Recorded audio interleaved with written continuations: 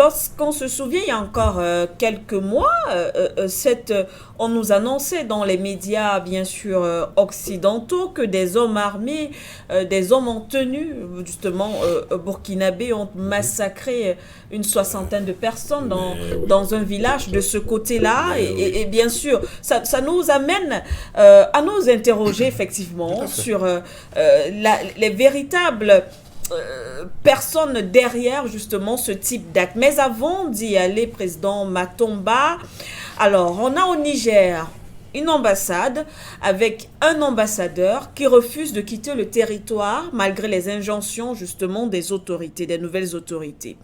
Et aujourd'hui, dans cette ambassade où il y a ce diplomate français, on retrouve effectivement des tenues militaires non pas appartenant à l'armée nigérienne, mais appartenant à l'armée burkinabé. Une autre affaire en tout cas, qui ne va pas venir arranger les choses entre les deux pays. Ben, c'est pas, il n'y a rien qui puisse, n'est-ce pas, arranger les choses, Madame Siké. Oui. Ce qu'il faut dire, c'est que là, aujourd'hui, nous sommes face au banditisme de grand chemin qui se démontre chaque jour, ou alors utilisons même les mots qu'ils ont introduits pour qualifier, n'est-ce pas, certains mouvements armés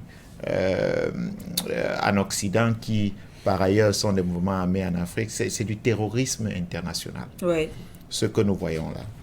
Et il est inadmissible qu'on puisse trouver, n'est-ce pas, des tenues militaires de notre pays dans une ambassade, fût-elle de la France, dans un autre pays. Les tenues de l'armée nigérienne se trouveraient à l'ambassade de France au Niger qu'on pouvait encore trouver des explications. Encore là même qu'il n'y a pas d'explication.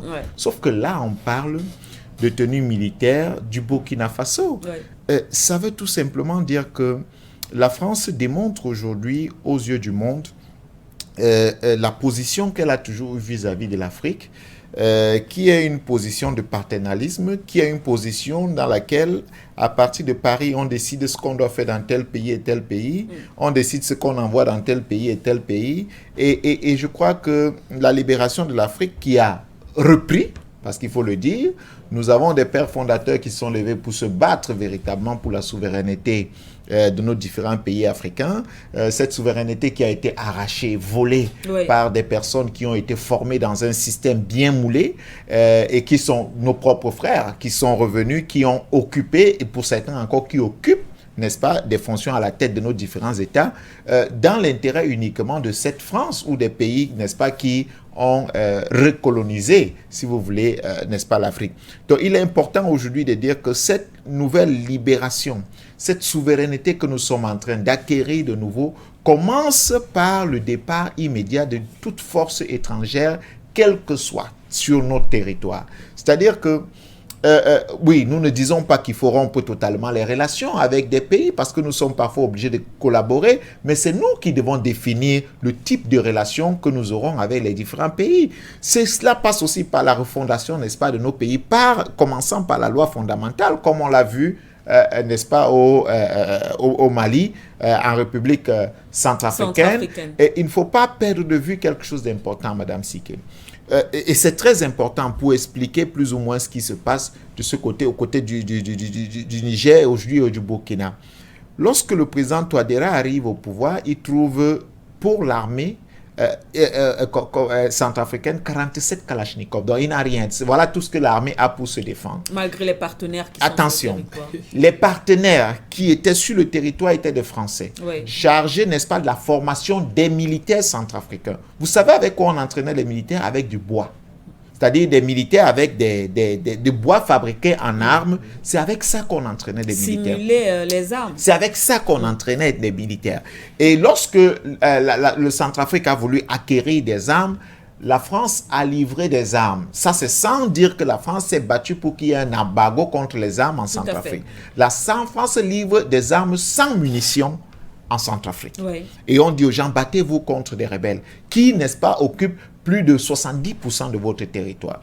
Et aujourd'hui, ce qui se passe au Mali, au Niger, comme au Burkina, c'est la preuve que les peuples là-bas, de ce côté-là, sont véritablement en train de se libérer, mais la France refuse, puisqu'elle elle pense avoir, n'est-ce pas, le monopole de l'indépendance ou de la souveraineté de nos différents États. Elle pense que c'est elle qui doit dire, c'est maintenant que vous êtes souverain, c'est maintenant que vous êtes libre, c'est maintenant que vous ferez ceci, c'est maintenant que vous ferez cela. Alors, dans cette pensée, elle commet donc des erreurs. Et parmi ces erreurs, c'est tout ce que vous pouvez voir. Nous découvrirons encore dans les jours qui viennent beaucoup plus de scandales. Mais nous disons ceci. Si la France aime tant l'Afrique, ou si elle aime tant, n'est-ce pas, ces pays, le Niger, le Burkina Faso, elle doit écouter la voix des Burkinabés. Elle doit écouter la voix des Nigériens. Elle doit écouter la voix des Maliens. Elle doit écouter la voix des Africains qui disent « France, rentre chez toi ». Ça, c'est l'amour. Ce n'est pas autre chose. France, rentre chez toi, prends tes hommes armés. Tu as besoin de sécuriser beaucoup plus la France que de venir sécuriser ces pays. Vous savez, vous avez des territoires d'outre-mer françaises qui sont aujourd'hui en proie à des actions par-ci, par-là. Cette même France n'est pas très présente de ce côté-là. Vous savez pourquoi? Parce que ce sont des Noirs. Vous savez pourquoi? Parce que là-bas, il n'y a pas d'uranium, il n'y a pas de ceci, il n'y a pas de cela, il n'y a pas de ceci. Mais il est important aujourd'hui que la France ouvre grandement les oreilles parce que l'échec qu'elle vient d'avoir au Niger, si elle ne tire pas les leçons, ça veut dire qu'elle ne comprendra jamais et elle sera bottée complètement de la touche, même dans les pays anglo-saxons. Parce que ne pensons pas tout simplement qu'il s'agit des pays francophones. Même dans les pays anglo-saxons, cette France sera bottée, n'est-ce pas? Et elle ira continuer à paître ses biches où elle le désire, mais ce ne sera plus, n'est-ce pas, sur des territoires africains. Parce qu'après le combat de l'Afrique, Madame Siki, il y a quelque chose de très important. Les territoires d'outre-mer. Tout à fait, le combat est pour que ces territoires rejoignent l'Union africaine, que ces territoires appartiennent à l'Afrique. Vous voyez un peu? C'est-à-dire que le combat sera transporté de ce côté-là parce que les Africains, les hommes à la peau noire, où qu'ils soient, doivent pouvoir vivre véritablement une liberté et une expression dans ce monde.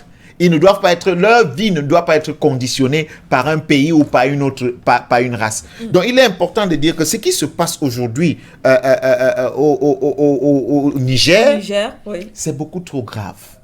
C'est du terrorisme pur et simple, en plein jour. Et je crois que les autorités nigériennes, comme burkinabé, sont en train de prendre leurs responsabilités. Effectivement, les autorités sont en train de prendre leurs responsabilités. N'oubliez surtout pas de vous abonner et d'activer la cloche de notification pour ne rater aucune de nos prochaines vidéos.